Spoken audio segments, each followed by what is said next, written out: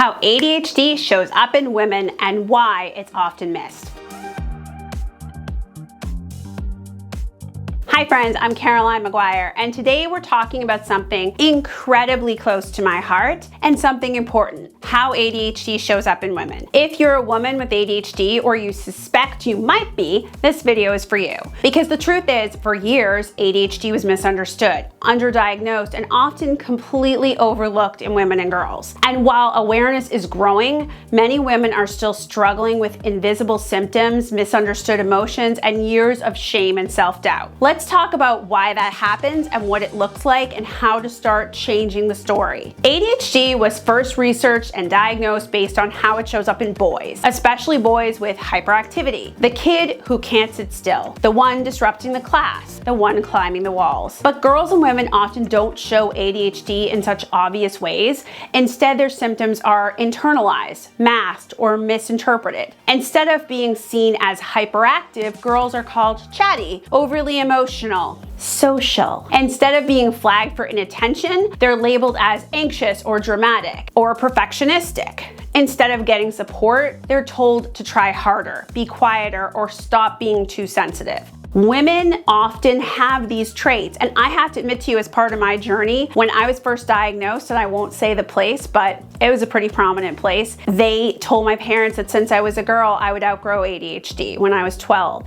And my parents have been waiting, and I still have not outgrown it. So it is really something that we just had a different lens on, but there are still many practitioners who just don't understand, and many members of the public. Common ADHD traits in women. Emotional overwhelm. Women with ADHD often feel deeply and react strongly. Mood swings, sensitivity to rejection, and emotional burnout are incredibly common, especially when juggling work, home, and relationships. Perfectionism and people-pleasing. To compensate for inner chaos, many women become hyper-responsive. They over-prepare, over-deliver, and try to stay perfect to avoid being criticized or found out. Disorganization and mental load. They may look to be put together on the outside. Internally, they are drowning in to-do lists, forgotten appointments, and self-blame. The mental load is often overwhelming, especially when no one sees how hard they're working to hold it together. Social comparison and shame. Women compare themselves to others and feel like they're falling short constantly. They see people managing life with ease and wonder, why is it so hard for me? That question comes as quite a source of shame. This often leads to women trying harder and working harder when in fact it is an ADHD symptom that is causing this all to happen. Missed and late diagnosis. Because they've been masking for years, many women don't get diagnosed until adulthood, sometimes after their children are diagnosed, sometimes after burnout, sometimes after decades of thinking they were just wrong. There's this puzzle piece missing,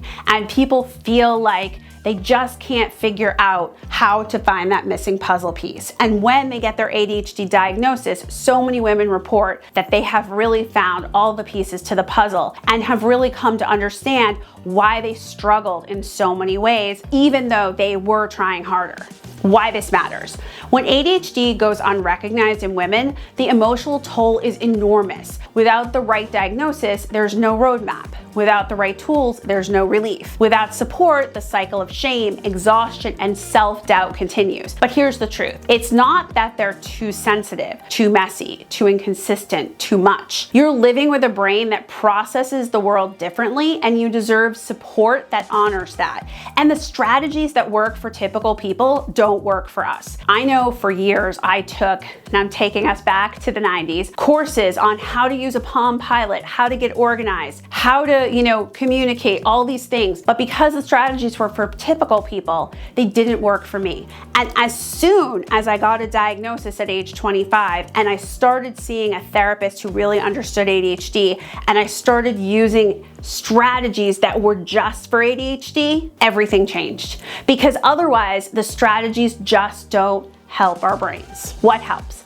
Getting a clear diagnosis. If anything in this video sounds familiar, talk to your provider who understands ADHD in women. And just because your provider doesn't understand ADHD in women doesn't mean you don't have ADHD. What it means is that they don't understand. So make sure they see past stereotypes and that there's someone who has a history and knows about ADHD. Working with an ADHD coach can be incredibly helpful to build real-world strategies and emotional regulation, organization, and communication, all through the lens of your unique brain wiring and experience as a woman with ADHD. Finding community. There is power in being seen, whether online groups, friends, professional support. Finding others who understand can be life-changing. Letting go of that mask. You don't have to perform. You don't have to be perfect. You're allowed to struggle, to be in process, and to ask for what you need. ADHD in women is real. It's often quieter, more internal, and easy to miss. It's no less valid and no less worthy of support. If you've been holding yourself to impossible standards, beating yourself up, or wondering why you feel like you're barely holding it together, please hear me when I say you are not alone. There is a name for what you're experiencing, and there is help available. If this video resonated with you, leave a comment, and I am so happy to reply, and I'm so happy to make more videos about this. If you're looking for real strategies to manage your ADHD and move forward with confidence, there's more to come. Please subscribe to this channel. Thanks for being here. You're doing better than you think, and I'll see you next time. Bye, friends.